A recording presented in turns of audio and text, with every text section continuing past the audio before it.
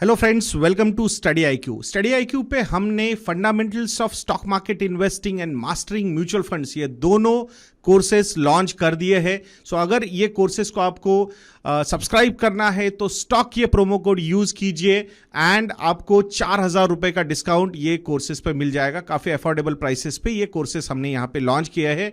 आशा करूंगा आप जरूर उनको सब्सक्राइब करोगे। आइए शुरुआत करते हैं आज की ताजा खबर की। तो एक बहुत बड़ी न्यूज है, ब्लूमबर्ग की एक रिपोर्ट है और जिसमें उन्होंने कहा है इन फाइनेंशियल ईयर 22 ये जो या फिर कैलेंडर ईयर 22 ये जो कैलेंडर ईयर है इसमें अराउंड 1.6 ट्रिलियन डॉलर का जीडीपी लॉस होने वाला है। कितना? 1.6 ट्रिलियन डॉलर। अब ये क्यों? अब जिस तरीके से यूएस ने सैंक्शंस लाए हैं रशिया पे, यूक्रेन रशिया वॉर, उसका जो इम्पैक्ट हुआ है ओवरऑल सैंक्शंस के तौर पे, ये बहुत बड़ा डिसरप्शन करता हुआ नजर आ रहा है।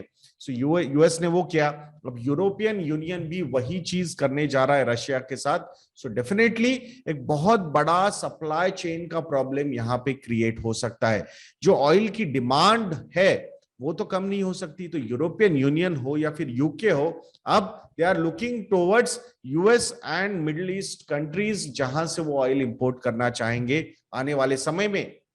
अब ये कोई रातों रात तो ये चीजें हो नहीं सकती, तो इट विल टेक टाइम। अब रशिया और जर्मनी के बीच में जो पाइपलाइन बनाई गई थी क्रूड की, उसको भी काफी समय लगा था। उसका पार्ट 2 आने वाला था, जो प्रोजेक्ट कंप्लीटली अब स्टॉल हो चुका है। तो ये सारी चीजें अगर आप देखोगे तो that is not good and we are going in a cold war. So cold war era कहीं हम वहां उसमें तो नहीं जा रहे। ये भी एक बहुत बड़ा थॉट प्रोवोक हो रहा है। अब ये रशिया के बारे में हमने बात की, अब हम चाइना के बारे में बात करेंगे।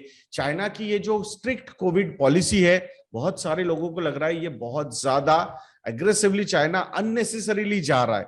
क्यों ऐसा कर रहा है? क्योंकि चाइना भी कुछ ना कुछ प्रूव करने के लिए शायद ये सारी चीजें कर रहा है, ऐसा भी माना जा रहा है। क्योंकि बिलियंस ऑफ डॉलर्स के सप्लाई चेन डिसरप्ट हो चुके हैं because of China's this policy. वहां पे पोर्ट में जहाज ऐसे के ऐसे पड़े हुए हैं, ना माल अंदर आ रहा है ना माल बाहर जा रहा है। So these are not good things. But on the other side, we are hearing that कि चाइना और रशिया के बीच में ऑयल्स के डील हो रहे हैं। They are not disclosing, but China जो है वो अपने ऑयल्स के रिजर्व भरता जा रहा है। जो स्ट्रेटेजिक रिजर्व्स है वर्स्ट के सिनारियोज में जो वो डेवलप करके रखना चाहते। तो exactly we are heading towards, क्योंकि इसके पहले हम ये ban, sanctions, high import duties, ऐसी चीजें तो देखते ही नहीं थे। Look at the Trump government, जब उन्होंने चाइना पे सारी ये जो सैंक्शंस लाए या फिर जो इंपोर्ट ड्यूटीज उन्होंने बढ़ा दी फ्रॉम 3% टू 15%, तो वहीं से तो सारी चीजें शुरू हुई है। अब हो सकता है ये एक जस्ट कोइंसिडेंस हो, बट जब ये चीजें बहुत ज्यादा होने लग गई थी उसी वक्त कोविड आया।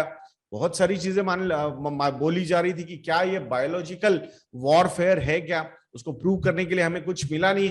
But lot of these theories are going on, this conspiracy, that conspiracy.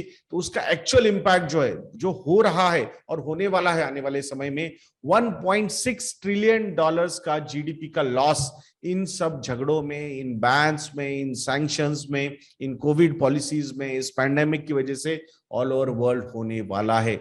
और उसका अगर ये चीज होती है तो definitely there will be cascading impacts, जो हम शायद अभी यहाँ पे देख रहे हैं। जो उसको मतलब पैंडेमिक आया उसको सरवाइव करने के लिए क्वांटिटेटिव ईजिंग की गई। क्वांटिटेटिव ईजिंग तो हमें पता थी, बट जिस तरीके से पैसा बांटा गया लोगों के अकाउंट्स में, उसके इम्पैक्ट इन्फ्लेशन पे आ गए। ऐसा लग रहा था कि ये इन्फ्लेशन जो आए हैं वो टिपिकल सप्लाई चेन डिसरप्शन के चक्कर में आए हैं। इट विल बी ट्रांजिटरी, आज नहीं तो कल निकल जाएंगे, but looks like they are going to be here for some more time. So क्या यूएस जैसी इकोनॉमी जो रिसेशन में जा सकते हैं, ऐसी बातें हो रही है? क्या वहां पे स्टैगफ्लेशन भी हमें दिखेगा?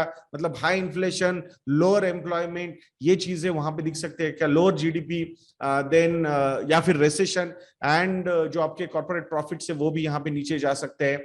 सो ये सारी चीजें हमें देखनी होगी अभी। So definitely I am not trying to fear monger anything, but lot of things have changed. But the best part about India कि हमारी जो डिपेंडेंसी है ग्लोबल सप्लाई चेन में या फिर हमारा कंट्रीब्यूशन है वो अभी भी लिमिटेड है। We are domestic consumption economy.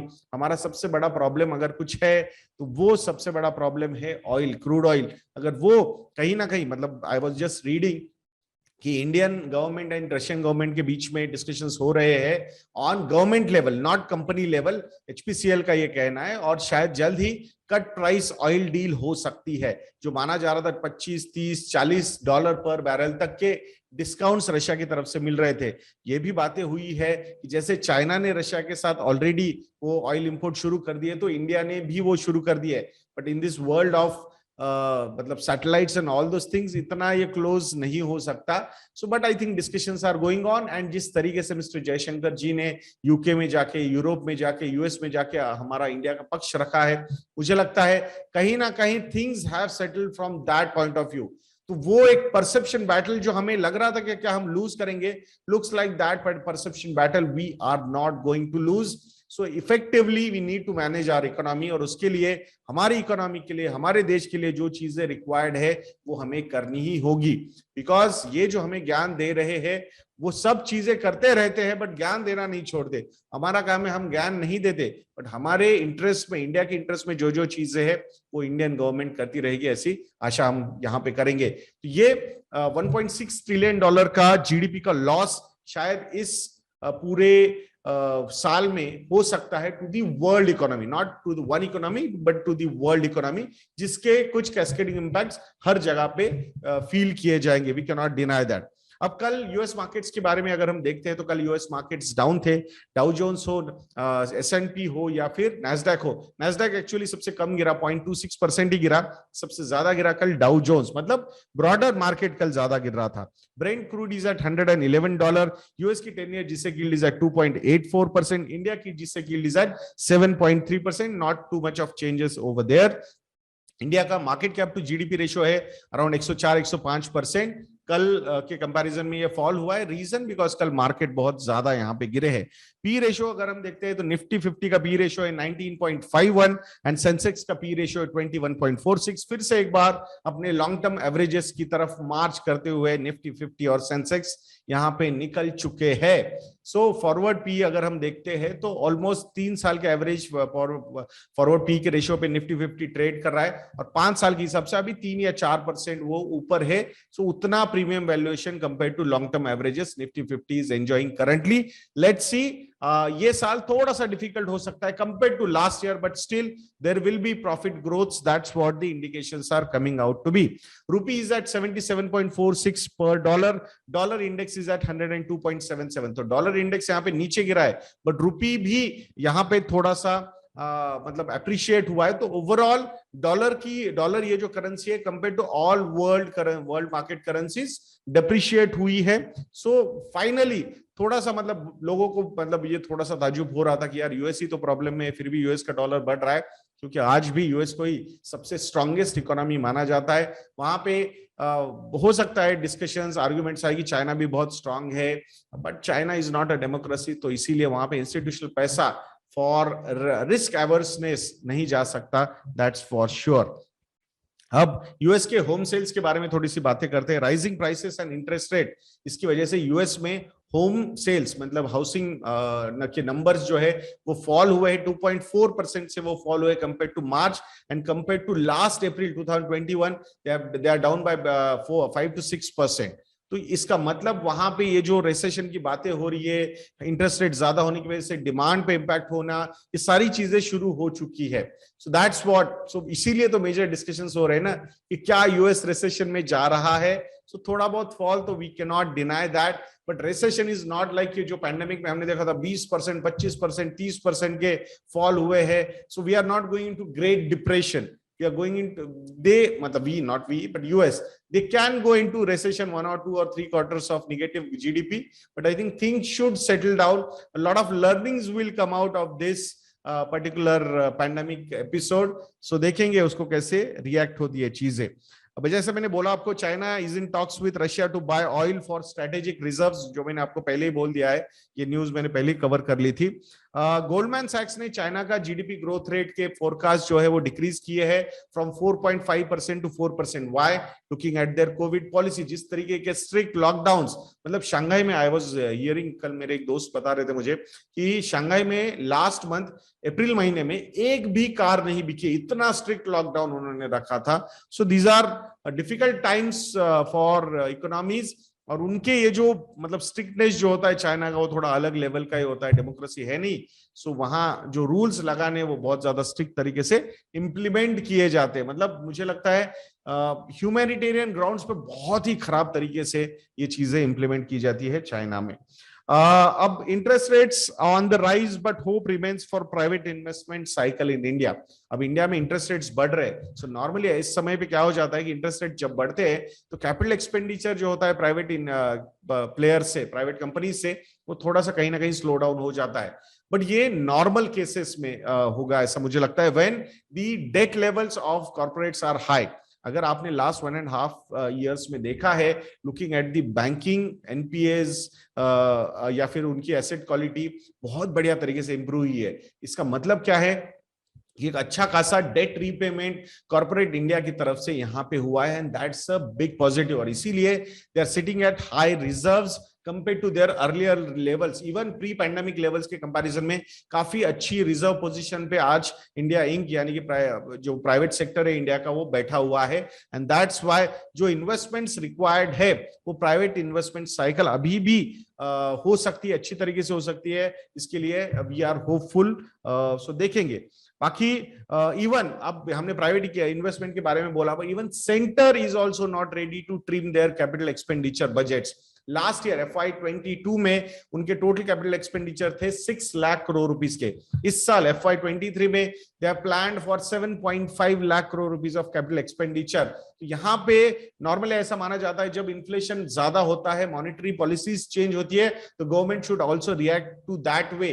But जो सेक्रेटरी है, फाइनेंस सेक्रेटरी, उनका कहना है कि ये शॉर्ट टर्म प्रॉब्लम्स के लिए we can not impact our long term growth potential या प्लान्स जो है हमारे, तो उसके हिसाब से वी विल नॉट गो।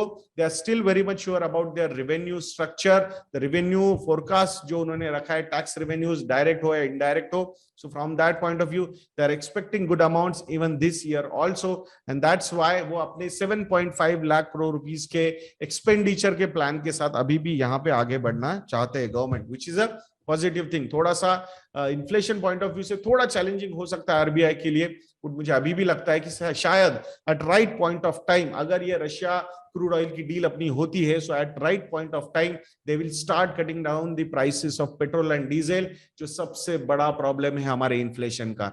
वही सबसे ज्यादा इन्फ्लेशन ड्राइव यहाँ पे कर रहा है, नॉट एनी अदर पार्ट, ऐसा मुझे लगता है। सो देखेंगे क्या करता है गवर्नमेंट ऑफ इंडिया उसमें।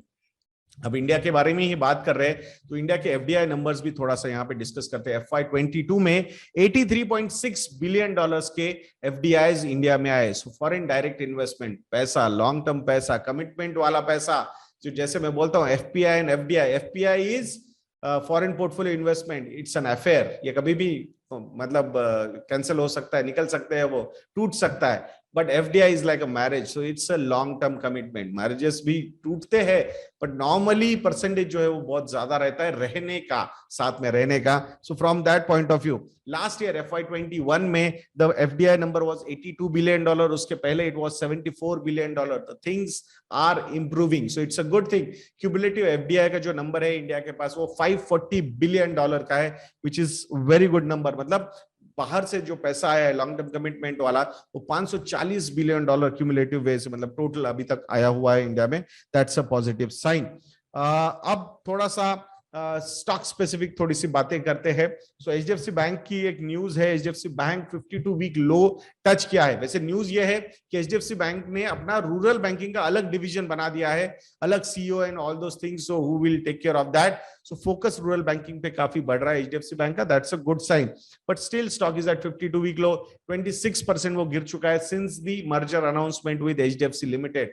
एक तो मार्केट भी बहुत ज्यादा गिरा है, उसको भी हम डिनाई नहीं कर सकते। So it looks like from the levels, मतलब या जो अंडर परफॉर्मेंस है वो थोड़ा सा ज्यादा है।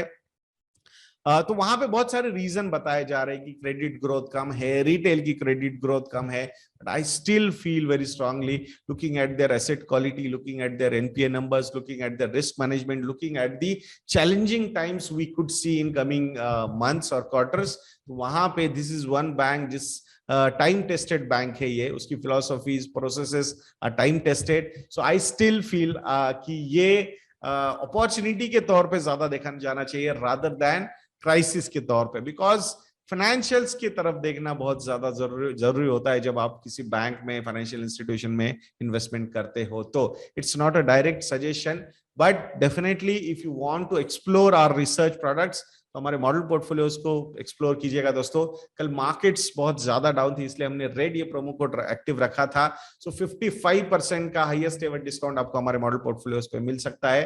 तो आशा करूंगा आप जरूर मॉडल पोर्टफोलियोज को सब्सक्राइब करके हमारे स्टॉक्स की लिस्ट को देखोगे तो वहां पे बहुत सारी चीजें आपको समझ में आ जाएंगी। तो आशा करूंगा आप जरूर investindia.in विजिट करोगे।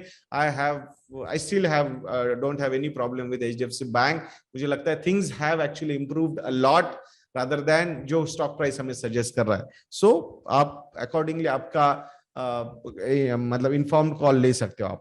अब एयरटेल के बारे में बात करेंगे। एयरटेल ने 2022 में और टैरिफ हाइक्स करने का डिसीजन लिया हुआ है। अब कब होगा वो पता चलेगा। गोपाल वित्तल जी जो CEO है एयरटेल के, वो बता रहे थे, and they are going to achieve this average revenue per user target of ₹200, जो अभी 178 रुपीज पे है, तो 22 रुपए और वो बढ़ाएंगे। एंड शार्प फोकस है उनका कि 300 तक लेके ही जाना है, तो ही ये इंडस्ट्री में सरवाइव अच्छी तरीके से प्रॉफिटेबल वे से कर सकते हैं। कंसोलिडेशन जो करना था, होना था, वो हो चुका है। 10 साल 12 साल का पेन उन्होंने लिया हुआ है। So now it's time for share holders enjoyment rather than subscribers enjoyment. And duopoly होना ये ऑलमोस्ट तय मुझे लग रहा है इस इंडस्ट्री में। And both the companies are focused on average revenue per user growth. तो from that point of view अगर आप शेयर होल्डर हो तो यू शुड बी हैप्पी, अगर आप सब्सक्राइबर हो तो थोड़ा सा दुख तो होगा ही होगा।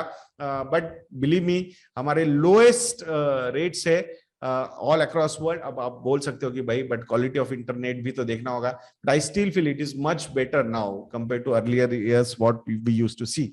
अब आईटी सेक्टर के बारे में थोड़ा सा बात करते हैं। जेपी मॉर्गन ने आईटी सेक्टर को डाउनग्रेड किया है।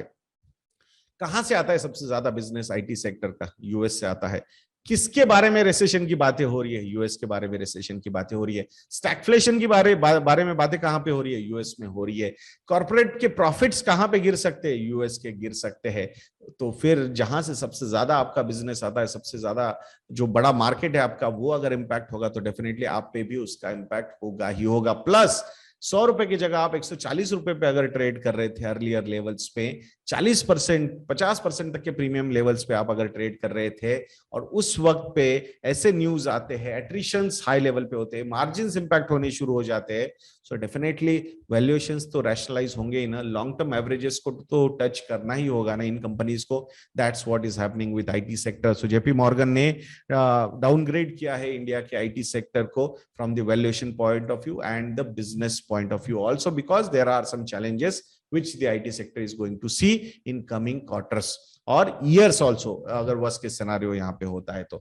सो देखते हैं क्या क्या होता है। ऐसे वीडियोस के लिए चैनल पे बने रहिए, वीडियो को लाइक करना, शेयर करना और चैनल को सब्सक्राइब करना मत भूलना। नेक्स्ट वीडियो में मिलते हैं। जय हिंद।